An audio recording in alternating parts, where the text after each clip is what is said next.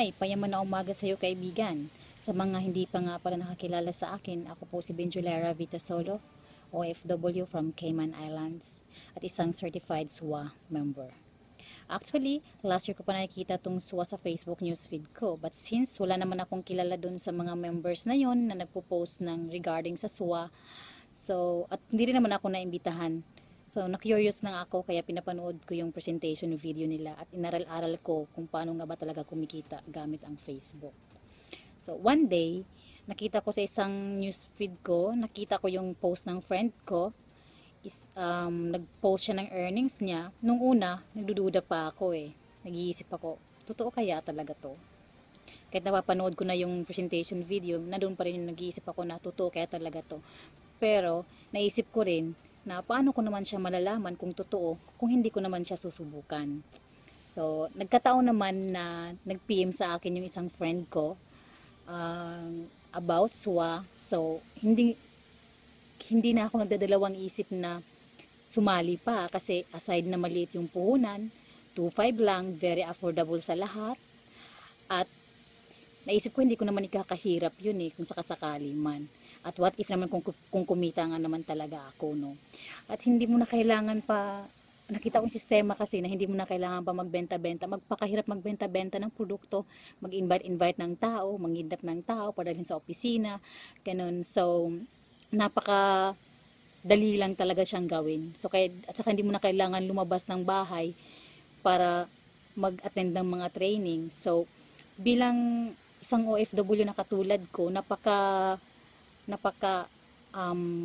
madali para sa akin kasi isa siyang 100% online business. So, kahit nasa bahay ka lang, pwede mo siyang gawin ng SWA, no?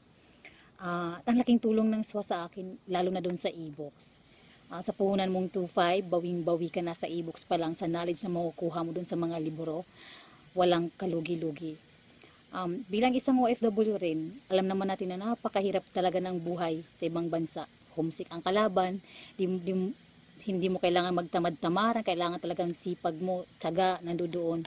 At kahit na gaano kasipag ka, kulang na kulang pa rin yung sinusweldo mo. Napupunta lang doon sa remittance slip na hindi natitira sa akin lagi.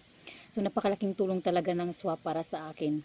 At saka ang sarap ng feeling pag nakaka-receive ka ng mga 10,000, 20,000 pesos a month or more pa. Ang sarap SWA commission niya. Ginagawa ko lang siya part-time.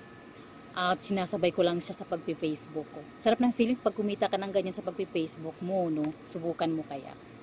So guys, isa lang masasabi ko sa iyo. Isa lang ako sa mga sumubok at napakaganda ng resulta. So ganito lang yan guys. Paano mo nga ba malalaman ng isang bagay at paano mo malalaman nakikita ka sa SWA kung hindi mo naman siya susubukan? So, ang tanong ko sa iyo, ito lang. Sasali ka o magjo-join ka? So, alin sa dalawa? Tara na, pag-usapan natin. Happy changing life. Thank you, SWA.